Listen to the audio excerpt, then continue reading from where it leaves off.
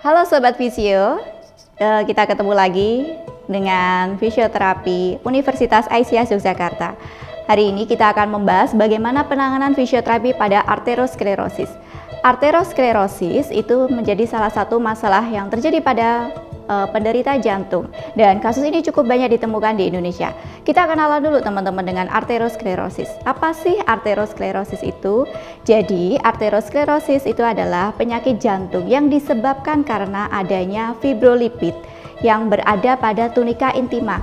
Fibrolipid sendiri diakibatkan karena adanya tumpukan plak yang selama ini masuk ke dalam dan menempel pada dinding pembuluh darah. Beberapa faktor risiko penyebab terjadinya penyakit jantung koroner itu diantaranya adalah karena memang ada riwayat keluarga. Yang kedua adalah karena faktor usia, jadi semakin bertambahnya usia seseorang maka semakin berisiko terjadinya penyakit jantung koroner. Yang ketiga adalah karena faktor obesitas. Bagaimana kita ketahui bahwa obesitas memiliki peranan yang cukup penting terhadap pengambilan jatah penyakit jantung kardiovaskuler ini. Kemudian juga ada diabetes mellitus, kemudian dislipidemia, kemudian diet ataupun stres yang berlebihan. Untuk patofisiologi dari penyakit jantung koroner sendiri, seperti yang sudah kita bahas sebelumnya, bahwa ini disebabkan oleh arteriosklerosis, di mana terjadi penumpukan plak pada dinding pembuluh darah arteri, dan ini bisa menyebabkan sianosis ataupun ischemic myokard. Untuk penanganan fisioterapi yang bisa kita berikan adalah kita masuk dalam beberapa fase, ada fase 1, fase 2, dan juga fase 3. Kita mulai dari fase 1 dengan kondisi pasien berada di ICU. Baik, Sobat Visio, kita sudah berada di ruang ICU. Di sini ada pasien kita, namanya adalah Nyonya X, usianya adalah 28 tahun. Untuk kondisi pasien di ICU, seperti yang terlihat di sini, kondisi pasien itu termonitor dengan penggunaan beberapa alat. Ada alat untuk monitoring vital sign, kemudian ada ventilator, kemudian juga terpasang beberapa selang di sini.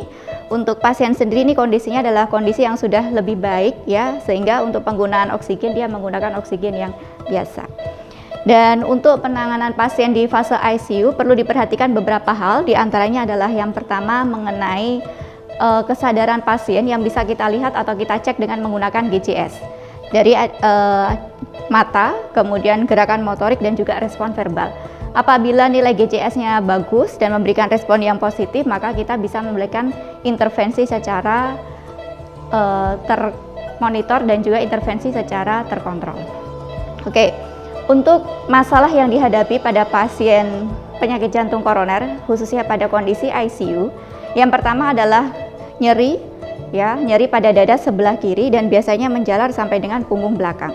Kemudian yang kedua adalah sesak nafas. Untuk kondisi pasien ini, sesak nafas dibantu dengan pemberian oksigen. Kemudian juga ada penurunan ekspansi torak. Nanti kita bisa cek dengan menggunakan midline untuk mengukur lingkar sangkar toraknya.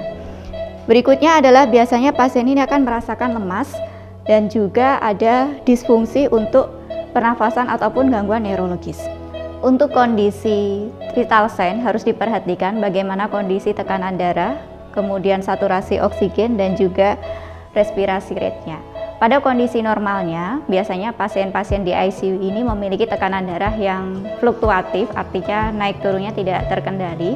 Biasanya akan dibantu dengan obat-obatan untuk mengkoordinasikan kondisi darahnya supaya dalam kondisi yang stabil.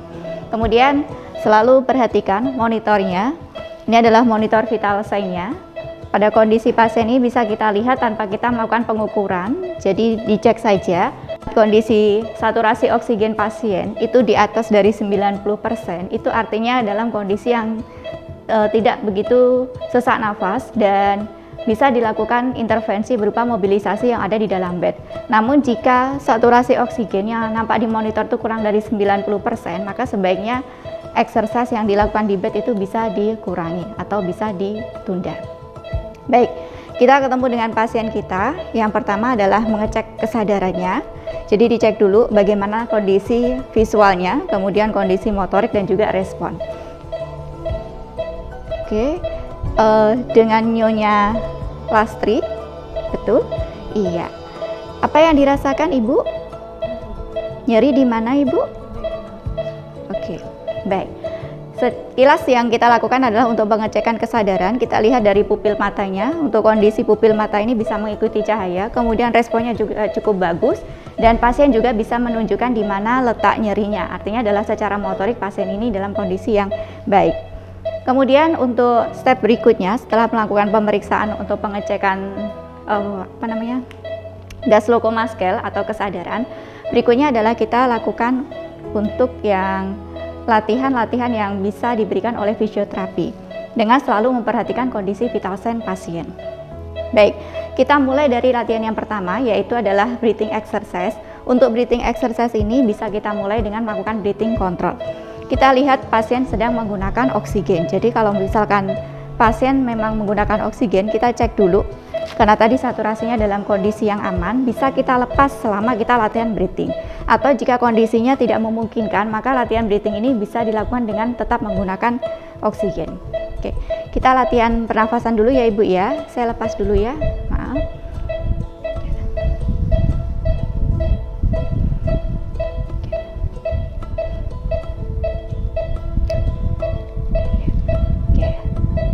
Baik, Ibu, nanti kita akan melakukan latihan pernafasan. Ibu ikuti saja arahan saya.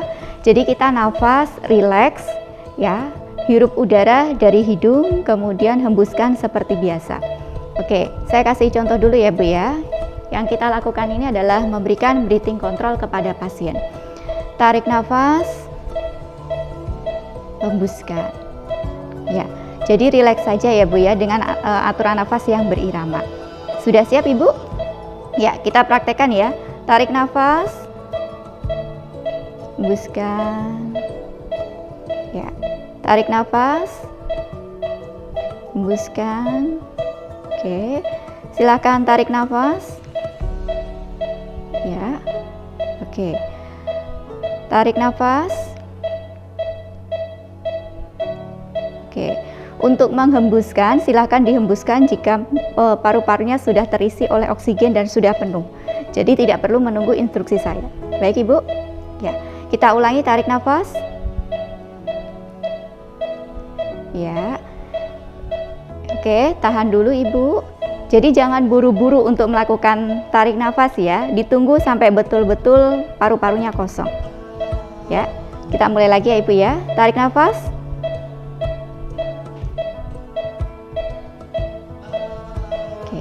Tarik nafas. Ya, baik. Jadi untuk pemberian breathing control ini perlu diperhatikan bahwa ada jeda sekitar 2 sampai dengan 3 detik sebelum kita memberikan instruksi selanjutnya. Pastikan bahwa pasien ini bisa menghembuskan nafas dengan maksimal. Kalau misalkan teman-teman buru-buru dalam memberikan instruksi, maka resikonya adalah dia belum selesai untuk mengeluarkan nafas, sudah diminta untuk tarik nafas lagi, maka akan memungkinkan terjadinya volume residu yang ada di dalam paru-paru. Baik, itu untuk breathing control. Selanjutnya kita latihan breathing exercise. Untuk latihan breathing ini sama seperti tadi, tarik nafas dari mulut, dari hidung, kemudian menghembuskan dari mulut sambil kita melakukan fiksasi pada bagian toraknya. Ketika pasien melakukan ekspirasi, maka kita sedikit memberikan tekanan supaya nanti bisa optimal dalam membuang atau melakukan ekspirasi sehingga tidak terjadi volume residu. Oke, kita mulai ya Bu ya. Sekarang tarik nafas. Ya, hembuskan. Oke, bagus. Tarik nafas. Hembuskan. Oke. Tarik nafas. Hembuskan. Oke, cukup. Ya. Berikutnya kita latihan untuk deep breathing. Untuk pernafasan deep breathing ini masih sama tekniknya, hanya saja kita mengoptimalkan saat inspirasi dan juga saat ekspirasi. Ya, Ibu nanti tarik nafas semaksimal mungkin sampai paru-parunya full, kemudian nanti dihembuskan melalui mulut sampai betul-betul habis. Oke, bisa kita mulai Ibu? Ya, silakan tarik nafas.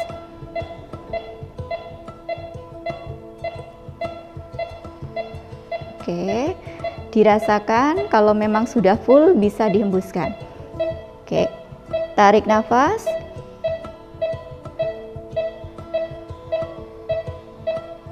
Oke, sekali lagi tarik nafas.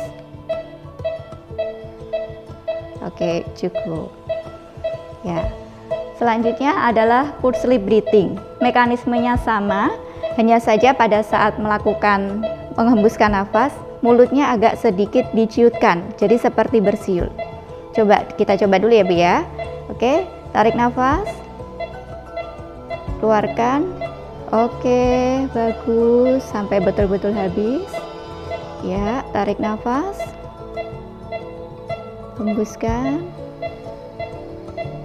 Oke, sekali lagi. Tarik nafas. Hembuskan. Oke, cukup. Nah, selalu pantau kondisi pasien, kondisi sistol dan juga diastolnya, terutama pada saat sebelum latihan, saat latihan, dan juga setelah latihan. Jadi ketika terjadi penaikan tekanan sistol ataupun diastol, biasanya di atas 15 ataupun 20, baik naik ataupun turun, maka latihan ini bisa kita hentikan. Jadi tidak ada dosis khusus untuk kasus kardiovaskuler, berbeda dengan kasus muskulo atau kasus neuro. Oke, latihan nafasnya cukup. Berikutnya kita latihan untuk gerakan pasif anggota gerak atas dan anggota gerak bawah. Ya, Ibu maaf, jari-jarinya bisa digerakkan. Oke, ya. Karena kondisi pasien terpasang beberapa alat dan juga selang, jadi kita harus hati-hati ketika memberikan gerakan, baik secara pasif maupun secara aktif. Kita mulai dari regio yang di daerah distal dulu. Ibu, saya coba tekuk jari-jarinya. Ya, oke.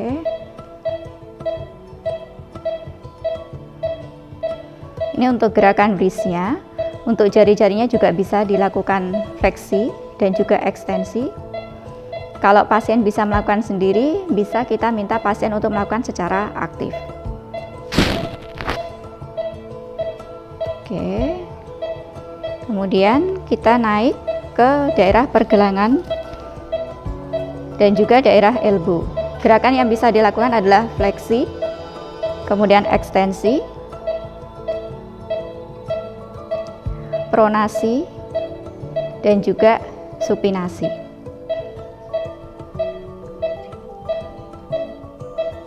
Oke, berikutnya adalah untuk regio shoulder. Sama, gerakan yang bisa dilakukan, hati-hati karena pasien masih dalam kondisi yang banyak terpasang alat.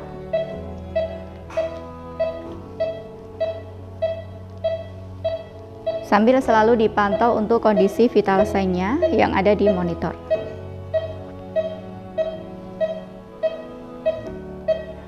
Oke. Untuk anggota gerak atas kita lakukan pada sisi yang berseberangan. Kemudian berikutnya adalah mobilisasi untuk anggota gerak bawah. Ya. Kita lakukan secara pasif dulu. Karena biasanya untuk pasien jantung ini terdapat bengkak pada ankle-nya, maka gerakan yang bisa kita lakukan adalah gerakan seperti pumping exercise.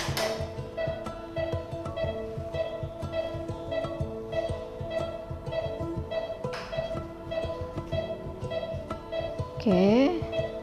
Kemudian naik ke regio yang ada di atasnya. Fleksi. Ya. Oke. Dilakukan secara pasif.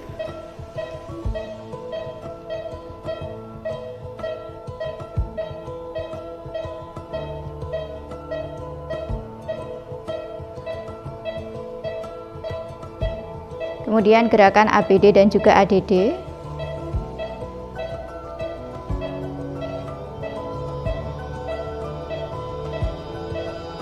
Oke, jika memungkinkan dan pasien bisa melakukan sendiri, maka gerakan pumping ataupun gerakan mobilisasi anggota gerak bawah bisa dilakukan secara aktif. Ibu coba digerakkan kakinya ke arah seperti ini, kemudian ditarik. Oke, dorong. Oke, tarik, kemudian putar ke samping. Oke, putar ke arah berlawanan. Ya. Berikutnya adalah latihan untuk mobilisasi toraks. Sekali lagi, ini dilakukan jika kondisi pasien memungkinkan. Namun jika kondisi pasien ataupun tiba-tiba pada saat Anda melakukan latihan, pasien mengeluh pusing, kemudian saturasi oksigennya naik ataupun juga tekanan darahnya naik atau turun secara drastis, maka latihan dihentikan. Baik, Sobat Fisio, setelah pasien dipindahkan ke bangsal, maka peran fisioterapi masih tetap berlanjut. Nah, kita di sini akan melatih pasiennya untuk melakukan gerakan-gerakan yang menunjang ke arah pemulihan. Untuk kondisi pasien, jauh lebih baik daripada kondisi pasien berada di ICU. Anda bisa perhatikan di sini untuk penggunaan monitornya masih terpantau untuk vital sign, tetapi pasien sudah tidak menggunakan oksigen. Nah, latihan yang bisa kita berikan pada fase ini adalah masih sama, kita akan mengulang latihan di fase ICU, yaitu mengulang tentang breathing exercise. Untuk breathingnya kita skip karena tadi sudah kita pelajari. Berikutnya adalah latihan untuk mobilisasi sangkar torak. Jadi supaya harapan kita adalah sangkar toraknya pasien ini bisa mengembang dan bisa menghasilkan atau mengeluarkan oksigen secara maksimal. Oke, kita sapa dulu pasien kita. Apa kabar Ibu? Iya, sudah lebih baik kondisinya sekarang? Iya, masih sesak nafas? Sudah berkurang. Oke, hari ini kita latihan ya Bu ya untuk memperbaiki posisi dadanya supaya nanti bisa bernafas dengan lebih baik lagi. Sudah siap Ibu? Oke, Ibu bisa melebarkan tangannya seperti ini? Oke, ya. Sekali lagi sambil kita perhatikan kondisi vital sign pasien, selalu diingat ataupun dicatat kondisi sebelum latihan, saat latihan, dan juga setelah latihan. Baik, Ibu bisa ikuti gerakan saya. Oke, kita buka tangan kita dulu. Ya, semampu Ibu. Kemudian kembali lagi. Oke, sambil diimbangi dengan latihan pernafasan ya Bu ya. Latihan, jadi setiap kita membuka tangan seperti ini, Ibu menghirup nafas, kemudian pada saat kita menutup tangan seperti ini, Ibu menghembuskan nafas. Oke, bisa kita mulai ya Bu ya. Oke, kita mulai. Oke, tarik nafas, hembuskan. Oke, tarik nafas, hembuskan. Oke, tarik nafas, hembuskan. Oke, sekarang gerakan tangannya ke atas ya Bu ya. Masih sama, tarik nafas, kemudian pada saat turun menghembuskan nafas. Kita mulai ya Bu ya. Tarik nafas. Oke, hembuskan. Ya, lagi Ibu. Tarik nafas, hembuskan. Oke, sekali lagi. Hembuskan. Ya. Sekarang tangannya di bahu Ibu. Ya. Ini posisinya rileks sambil diputar bahunya ke arah belakang. Oke. Kemudian ke arah depan. Ya. Apakah ada keluhan pusing Ibu? Tidak.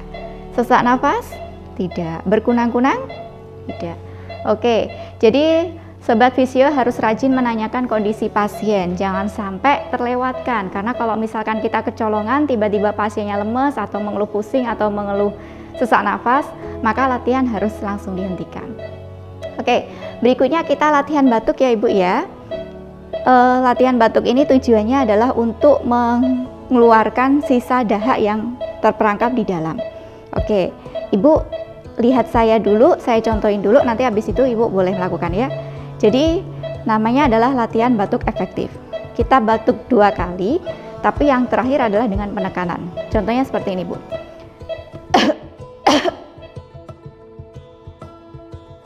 Coba ya Bu ya, wajahnya agak menghadap ke sana. Kita coba, silakan. Oh, yang kedua lebih dengan penekanan ya Bu ya. Oke, kita mulai lagi. Oke, sekali lagi Ibu. Oke, ya. Jadi latihan batuk efektif ini bisa kita berikan 2 atau 3 kali. Sekali lagi perhatikan vital sign pasien karena pada saat penekanan ini otomatis akan berpengaruh terhadap tekanan darah pasien. Berikutnya adalah latihan mobilisasi. Kita mulai dari latihan miring kanan dan miring kiri. Oke, karena Ibu sudah cukup lama dengan posisi tidur seperti ini, kita coba latihan miring ya Bu ya. Kita coba miring ke arah sini ya Bu ya. Baik, yang pertama adalah dengan memfleksikan atau menekuk kaki salah satu sisi, kemudian tangan yang sebelah satunya diarahkan ke sini. Jika pasien belum mampu untuk melakukan secara mandiri, maka terapis bisa membantu dengan cara melakukan handling ya di bawah bahunya, kemudian satu tangan di antara pelviknya. Ini supaya lebih enak, gini aja fleksi. Nah, oke. Kita bisa membantu pasien pada hitungan ketiga, nanti saya tarik Ibu ke sini dan Ibu berusaha untuk miring ke arah sini ya. Oke, kita mulai ya. 1, 2, 3. Oke. Ya, untuk latihan Mika-Miki. Jika pasien mampu melakukan sendiri, maka terapis cukup memberikan aba-aba. Nah, untuk posisi miring seperti ini bisa dicoba dulu. Di posisi awal adalah 5 sampai dengan 10 menit. Setelah itu kita bisa mengembalikan posisi pasien dan bisa dimiringkan ke sisi yang berlawanan. Oke, Ibu, kita coba balik dulu ya. Untuk posisi baliknya sama ya. Kita bisa menginstruksikan atau minta pasien untuk kembali ke posisi semula secara mandiri. Saya bantu sedikit ya Bu ya. Kalau pada saat membantu, kita gerakannya adalah mendorong. Kalau tadi pada saat memiringkan, gerakannya adalah menarik. Kita mulai pada hitungan ketiga ya Bu ya. 1, 2, 3. Oke. Dan posisi kaki pasien bisa lurus. Setelah pasien memungkinkan untuk dilakukan transfer ambulasi, kita bisa melatih pasien untuk melakukan transfer ambulasi. Untuk kondisi pasien, saat ini pasien masih berada di bangsal tetapi dengan kondisi yang jauh lebih baik. Untuk monitoringnya, vital sign sudah tidak terpasang, tetapi teman-teman jangan lupa harus selalu melakukan pengecekan vital sign. Sekali lagi, sebelum, saat, dan setelah latihan. Oke, kita mulai untuk latihan transfer ambulasi. Ya. Kita mulai dari gerakan miring dulu. Ibu, kita miring lagi ya, seperti kemarin. Jadi gerakannya sama, kita mulai dari ditekuk dulu, kemudian posisi tangan pindah. Karena pasien bisa melakukan secara mandiri, maka terapis cukup memberikan aba-aba. Yuk, 1, 2, 3. Ya, oke. Merasa pusing Ibu? Tidak. Baik, berikutnya adalah kita persiapan pasien untuk duduk. Kita latihan duduk ya Bu ya. Ini saya ambil dulu ya Bu ya. Ya, untuk latihan duduk kita bisa memanfaatkan tenaga pasien. Ya, kalau misalkan pasien masih merasa pusing atau ada keluhan lain, latihan duduk bisa dimulai dengan cara meninggikan atau menaikkan bed pasien. Namun jika pasiennya merasa jauh lebih baik, maka latihan ini bisa dilakukan secara mandiri. Oke, untuk latihan ini lurus dulu Bu kakinya. Ya. Oke. Bisa kita mulai dengan posisi seperti ini, kemudian kita minta pasien untuk memberikan tekanan di sini, kemudian kita bantu dorong pelvic pasien untuk ke posisi duduk. Kita coba ya Bu ya. Oke. Terapis memegang bahu pasien. Hitungan ketiga kita mulai ya. 1, 2, 3.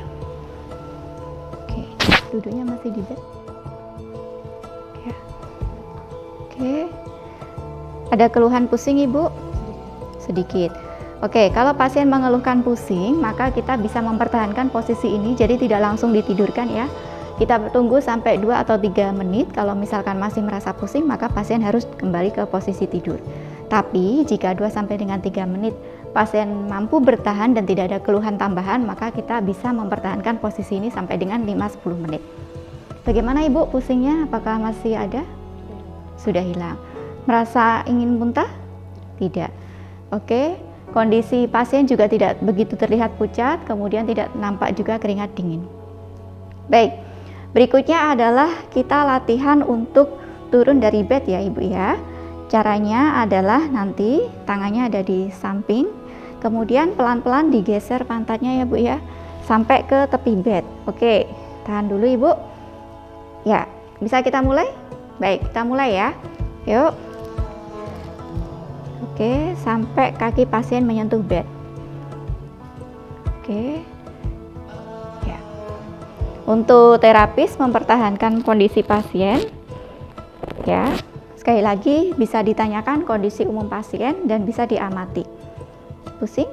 Tidak. Apakah siap kalau kita latihan untuk berdiri, Ibu? Siap. Baik, kita latihan berdiri ya. Untuk jaga-jaga, terapis ada di depan pasien atau di samping pasien sambil memegangi pelviknya. Oke, hitungan ketiga kita latihan berdiri ya Bu ya. Baik, 1, 2, 3. Oke. Ya. Pastikan posisi terapis nyaman dan aman untuk pasien. Oke, pertahankan untuk beberapa detik. Ada keluhan Ibu? Sedikit pusing. Karena pasien mengeluh sedikit pusing, maka terapis harus tetap berada di samping pasien. Oke. Masih pusing? Sudah tidak pusing. Nah, kita perhatikan dulu untuk kondisi pasien. Jika keluhan sudah hilang, perlu dilakukan tes keseimbangan sederhana ya, supaya mempersiapkan pasien sebelum pasien melakukan aktivitas jalan. Jadi tes sederhananya adalah kita bisa memberikan sedikit dorongan kepada pasien. Oke. Misalkan seperti ini, kita dorong ke arah depan. Ya. Jadi terapis selalu memberikan pengawasan dan penjagaan supaya mengurangi resiko terjadinya pasien jatuh. Ya, dorong sedikit, pasien bisa mempertahankan, kemudian agak dorong ke belakang, pasien mampu mempertahankan, kemudian berikan dorongan ke arah samping, oke. Samping kiri, samping kanan, oke. Dan kita pastikan lagi untuk kondisi pasien. Ada keluhan Ibu? Tidak. Baik, kita bisa mulai latihan jalan Ibu? Ya. Untuk latihan jalan yang pertama adalah latihan jalan di sekeliling bed. Jadi kita nanti latihannya seputar bed saja. Baik, saya akan selalu berada di dekat Ibu dan mengawasi Ibu. Ya, kita mulai ke arah sana dulu Ibu. Oke, pelan-pelan saja. Ya. Jadi pastikan terapis berada sedekat mungkin dengan pasien tetapi tidak menghalangi pergerakan pasien. Oke, kembali Ibu. Jika kondisi pasien sudah membaik, maka terapis bisa mengamati. Ya, bisa ke arah sana lagi Ibu. Oke, baik. Ada keluhan Ibu? Tidak. Bisa duduk kembali Ibu.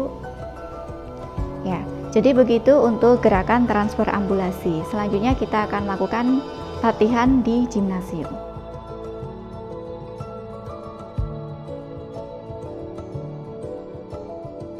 Berikutnya adalah gimnasium. Nah, di sini sudah ada beberapa alat-alat yang akan kita gunakan untuk melatih atau mengembalikan fungsi ADL pasien. Jangan lupa sebelum melakukan kita selalu mengecek vital sign pasien. Di sini kita selalu pasang tensi, kemudian juga ada untuk saturasi oksigennya. Ya, kita cek dulu tensinya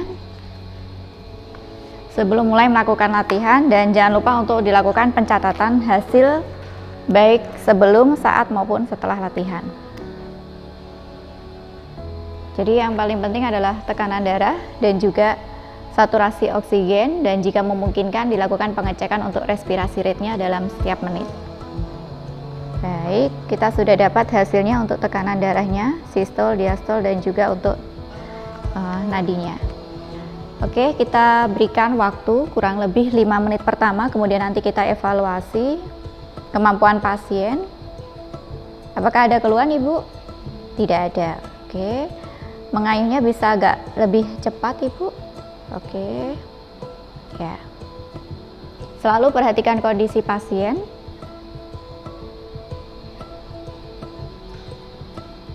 Oke. Di 5 menit pertama pasien tidak mengalami keluhan, maka bisa kita naikkan dosisnya ditambah dengan 5 menit berikutnya. Kita latihannya 5 menit lagi ya Ibu ya. Oke. Jika ada keluhan nanti bisa disampaikan. Oke. Apa ada keluhan Ibu? Tidak. Baik, kita cukupkan dulu untuk latihan static bicycle-nya. Bisa turun Ibu. Ya. Oke. Silahkan duduk di sini Bu. Ya. Kita lakukan pengecekan vital sign lagi setelah latihan.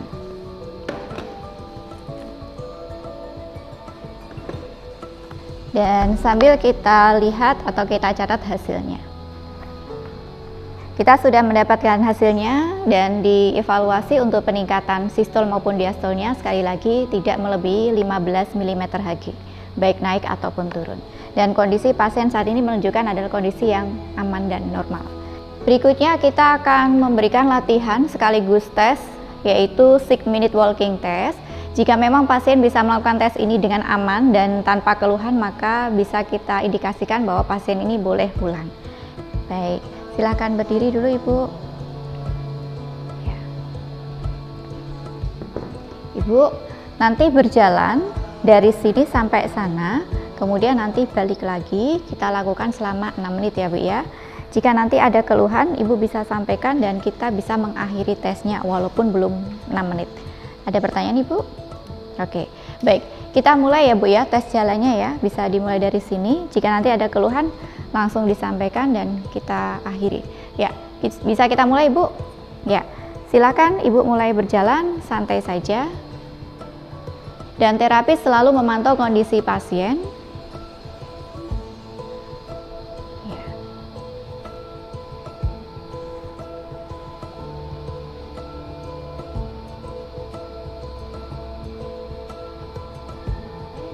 Setelah 6 menit, segera lakukan pemeriksaan skala sesak nafas dengan menggunakan skala Bock atau derajat sesak nafas, kemudian cek lagi vital sign-nya. Dan catat semua hasilnya. Jika pasien tidak ada keluhan yang berarti, misalkan tidak ada sesak nafas ataupun kondisi tensinya normal, maka kita bisa menyarankan atau memberikan rekomendasi kepada dokter untuk pasien bisa pulang. Selanjutnya kita memasuki fase 2. Pada fase 2 ini pasien sudah keluar dari rumah sakit. Jadi ada beberapa latihan yang tetap kita lanjutkan di fase 2. Nah, di fase 2 ini pasien biasanya akan datang ke poli sebagai pasien rawat jalan. Nah, kita posisinya sekarang ada di gimnasium, di mana kita mencoba melatih dan mengembalikan fungsi untuk kemampuan aktivitas sehari-hari pasien. Baik, Ibu, di sini kita latihan ya Bu ya, untuk penguatan lagi terutama untuk anggota gerak atas supaya nanti bisa kembali menjalankan aktivitas secara maksimal. Nanti gerakannya, ini ada karet, kemudian Ibu nanti menariknya ke arah yang berlawanan seperti ini. Ya, silakan. Oke, bisa kita mulai Ibu. Ya, oke, pelan-pelan saja. Ya, kembali. Oke. Oke, baik. Dan gerakan-gerakan ini bisa kita modifikasi dengan gerakan-gerakan yang lain, misalkan dengan satu tangannya di bawah dan satu tangannya menggerakkan ke arah atas. Ya, oke. Ya, baik. Atau juga kita modifikasi seperti ini. Ya, di siku, kemudian kita menariknya ke arah samping. Jadi ini ada dua gerakan sekaligus.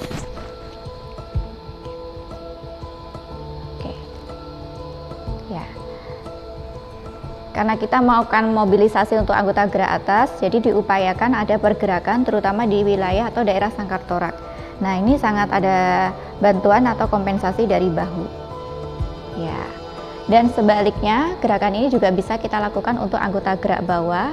Jadi misalkan pada kaki satunya. Ya. Kemudian satunya di sini, yang satu digerakkan ke arah depan. Enggak. Ini diam, ini gerak. Nah, oke. Luruskan. Ya, jadi ada tahanan, fungsinya adalah untuk memberikan penguatan anggota gerak dan sekaligus untuk melatih ketahanan kardiovaskulernya. Baik. Cukup. Kita juga bisa memberikan latihan dengan foam roller. Silakan kakinya Ibu ditaruh di atas, ya. Kemudian digerak-gerakkan. Karena foam roller ini memiliki bagian-bagian, jadi ini sangat berfungsi atau sangat memberikan dampak kalau kita memberikan latihan sensorik untuk anggota gerak bawah. Oke, sambil kita berikan foam roller, kita bisa melatih pasien untuk strengthening, penguatan dengan menggunakan barbel. Nanti sambil digerakkan seperti ini ya Bu ya. Ya, silakan. Oke, ya, bisa bergantian kanan dan kiri. Bisa kita modifikasi gerakannya ke samping atau ke atas, ke bawah.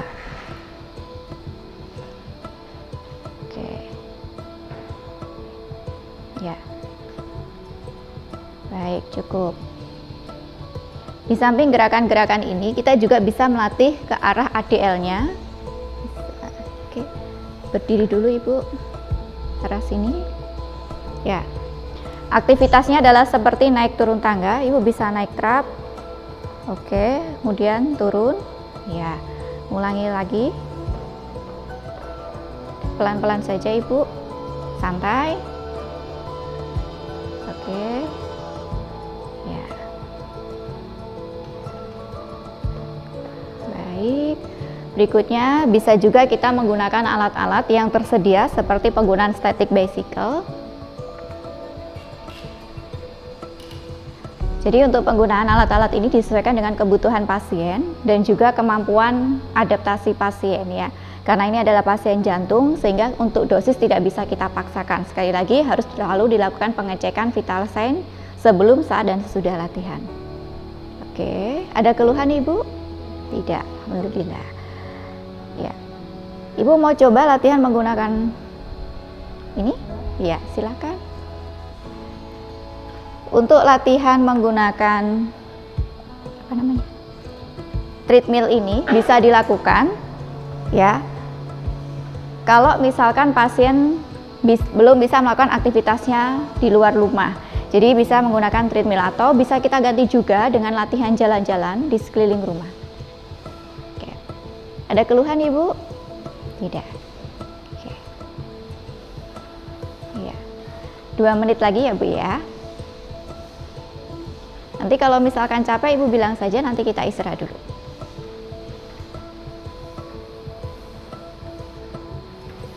Oke, cukup Ibu. Ya, silakan bisa istirahat dulu. Dan program ini bisa kita berikan selama pasien berada di fase 2 atau fase rawat jalan dengan dilakukan kombinasi pada gerakan-gerakan sesuai dengan kebutuhan dan juga ke arah fungsional pasien.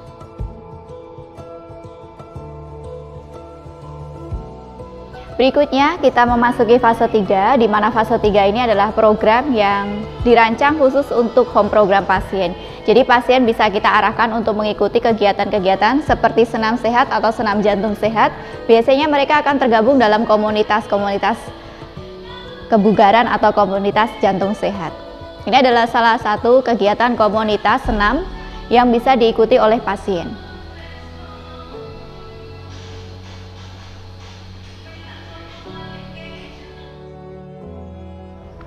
Ini adalah salah satu program aktivitas yang bisa kita berikan kepada pasien, program olahraga dan juga rekreasi.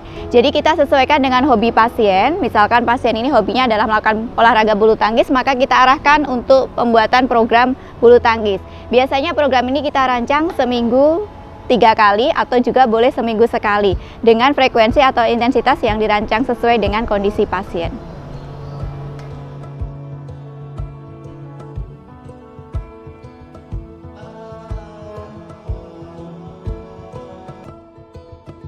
Baik, Sobat Visio, begitu tadi intervensi yang bisa kita pelajari bersama di fase 1, fase 2, dan juga fase 3 pada kondisi penyakit jantung koroner. Kurang dan lebihnya, saya mohon maaf, mudah-mudahan kita ada kesempatan untuk berjumpa lagi dan sharing-sharing keilmuan lagi. Terima kasih banyak sudah menonton, dan wassalamualaikum warahmatullahi wabarakatuh.